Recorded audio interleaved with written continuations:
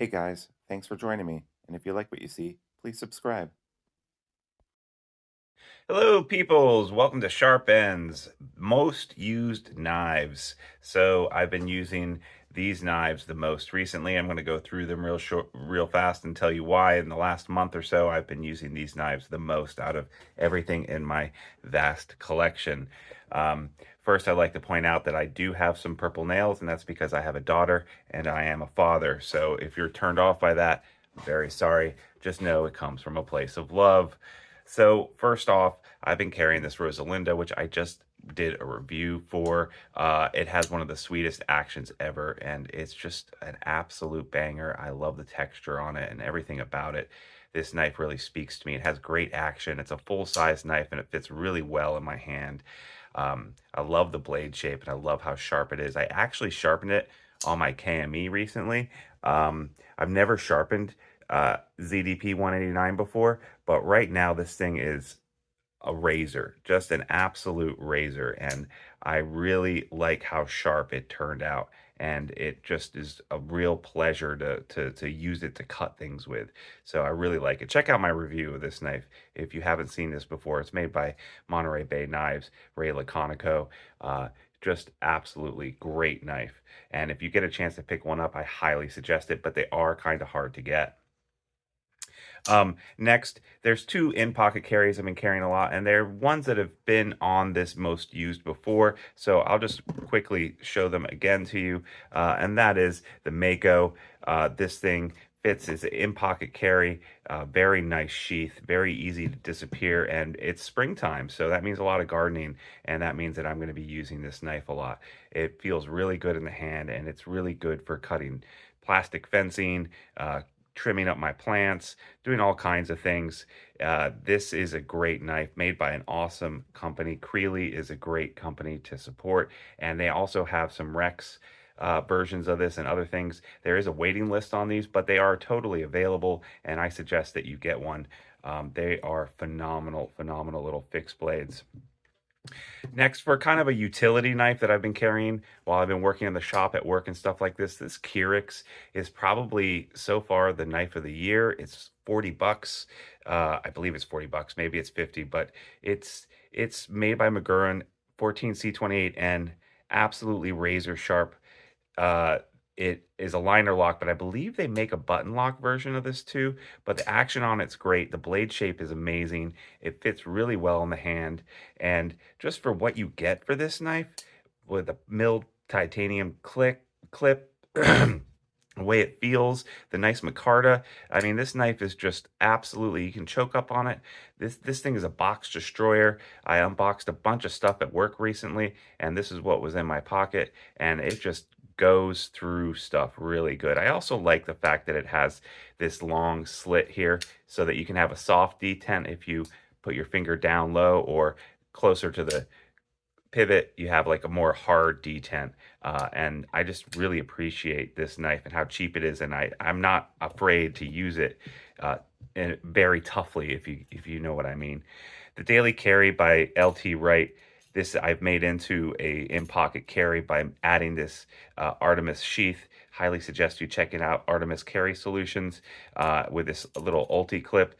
Absolutely great. Thumb scallop means it goes in and out of the pocket a lot. And again, it's spring, so I'm doing a lot of stuff in the yard. And this AEBL, which is kind of like 14C28N, is absolutely great. I also sharpened this guy up recently, and it is razor sharp, good to go.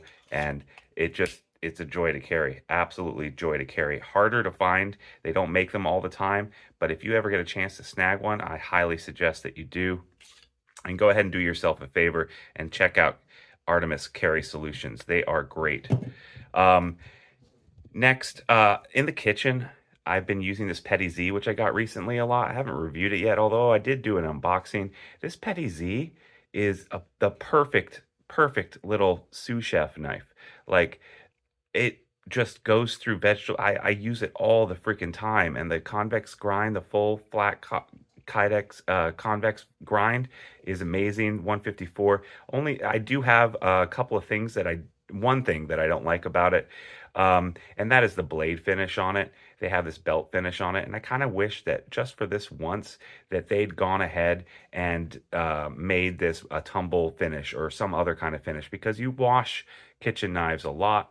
And I don't know if you can see, but when you wash knives a lot, you end up getting lines against the grain. And so the belt finish doesn't keep it looking nice. And I feel like if it had been more of a tumble finish, it would have ended up looking better longer. But that aside, the utility of this knife is absolutely incredible. And the Petty Z is definitely a win in the kitchen. This is phenomenal kitchen knife, like just game changer kitchen knife.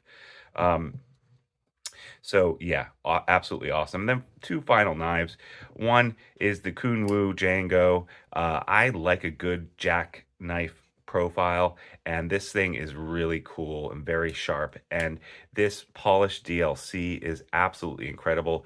You can't go wrong with KYMOO. You can get any of their knives. They feel like $400-500 knives, but they're a lot cheaper than that. They're more in the 250 range, and they're just incredible.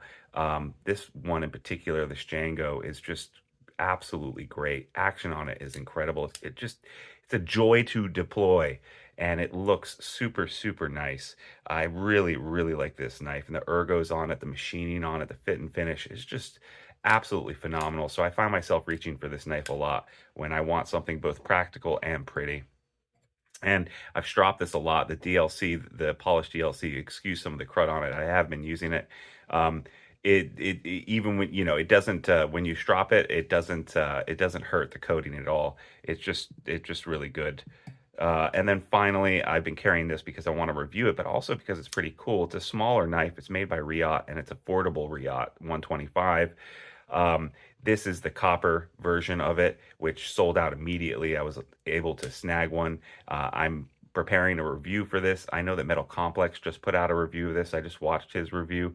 I agree with a lot of what he says, and I disagree with some of it, but he makes a lot of good points. So check out his review if you're curious about this Riot knife.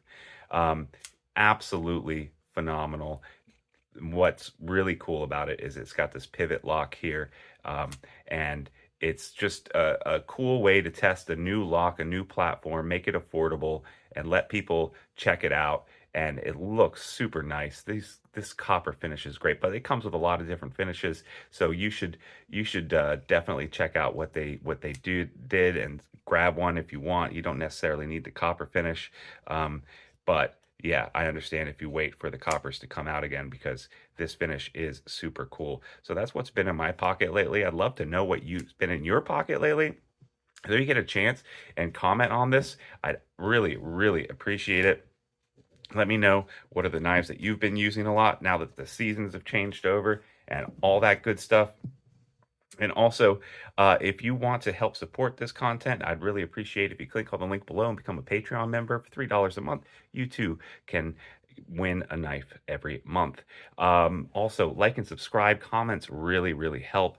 And so do subscribing. So thanks so much, guys, and I'll see you next time on Sharp Ends. Stay sharp, my friends. Bye-bye.